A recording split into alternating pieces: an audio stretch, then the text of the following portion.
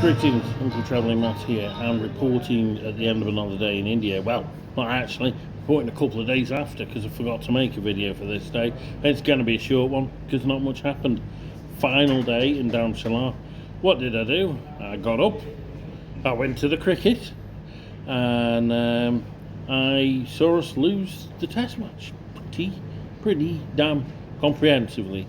That said, you know, the first 2 days had been pretty much one-way traffic, so we always knew it was going to happen. But it was my last day in Dharamshala. I didn't have anything else to do, and you know, I saw Jimmy Anderson's last innings abroad, I guess, unless he does another season. I don't think he will. And you know, it was his day of his 700th wicket, so there was that, and yeah, that was that.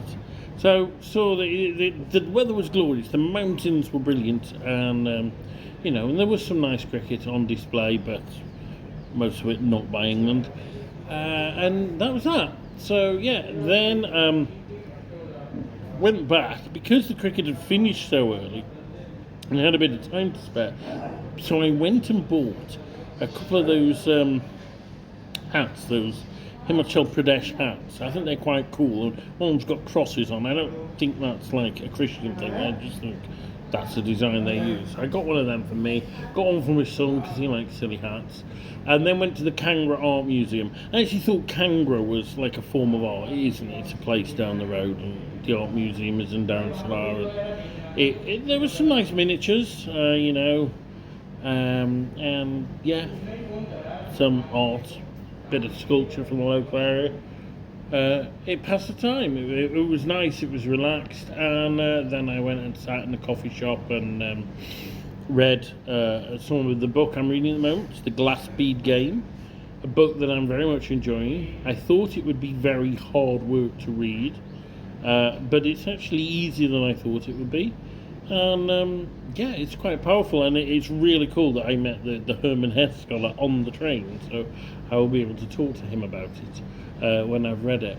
And so that's that. Then at 5:30 I got a taxi pre-arranged down to the railway station. Now, I wasn't feeling on top of the world. I think sitting out in the sun too long, feeling a bit queasy, a bit vomity. The road didn't help, but stopped at a pharmacy, got some tablets, so didn't vomit. It was okay, and had a brilliant chat with my taxi driver. Really interesting chap. Big BJP man. Big BJP man. So we really explored some of the political themes, and obviously I am going to do a separate like politics interlude video as well. But you know, some of the stuff, like he really didn't like Muslims, right? And yet Himachal Pradesh doesn't have any, or hardly any. So I do wonder how many he actually knows, and how much of it's like a propaganda thing. That said, you know, some of the stuff it puts me in a quandary, because like one of the laws that apparently Modi wants to pass is to ban triple talaq marriage, and some people see it as anti-Muslim, but actually, you know, from a purely like equality point of view, triple talaq marriage is really unfair on women. They don't get any say. They can be cast out of their whole life, cast away from their children for not having done anything wrong, just because the guy decides nah, and he can even pronounce it down the phone or by an email and stuff. And you know, surely there's actually nothing bigoted about banning that. Of course, I mean, that might not be the reasons why Modi's doing it. He may be doing it for bigoted reasons, but you know, these things are never as clear as we say. I mean, another one, I didn't realise this, but Modi's after stopping some of the privileges for lower castes. So what my taxi driver, who's a Rajput, like quite a high caste, said was that, like, you know, if his kids get like 95% in an exam, they may not get in the university, but some low caste with 45% will. He said, if you get in a 45% pass in an exam at an engineer, you're going to get an engineer who works at 45%, not 95%. Now, that's not entirely true, because, of course, I've seen it through friends who've had a private education and a state school education, that, you know, private schools do cram you through exams, they do push you, and actually a lot of people who've passed a lot of exams admit the private schools aren't altogether that bright, I've found, whereas you can get some really bright state school people who never did that well in school. So, but on the other hand, there is going to be some correlation between your results and, you know, and how you do. I mean, a friend of mine, Alex, really smart guy, went to a private school. He shouldn't be someone, I mean, not that he has, but because he went to Oxford, no, Cambridge he went, but, you know, he shouldn't be someone who's missing out on that kind of place, because he's smart enough. But that said, there may be another Alex that did miss out because of their education. I don't know.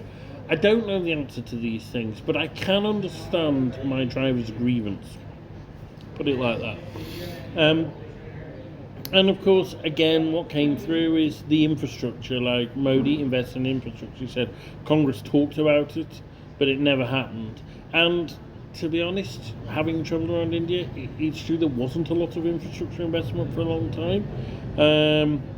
What there does seem to be is an almost racist case against Congress, in that Sonia Gandhi is not proper Indian because they're of Parsi heritage, and so, you know, apparently Nehru was a Parsi, and that's why India was adopted by Gandhi ji. And there's this, well, if you're not Hindu, then you're not Indian, and I think that's the danger. I really do. So anyway, that was that. We had this, you know, long drive down. I managed not to throw up, although I was very tired at the end. Got to this railway station, which was a bit of like an in the middle of the nowhere one, but it's where the line ends. And then there was about a 15-20 minute wait for the train. I say that, I mean, the train was actually on the other platform when we got there, but because it ends there, then I had to shunt in and out to so we could catch it and then go overnight to Delhi, and that was it. That's all that happened. Not a lot to speak of on the journey. Literally got in, put my head down, went to sleep. That's it. Uncle Charlie, Matt, keep traveling.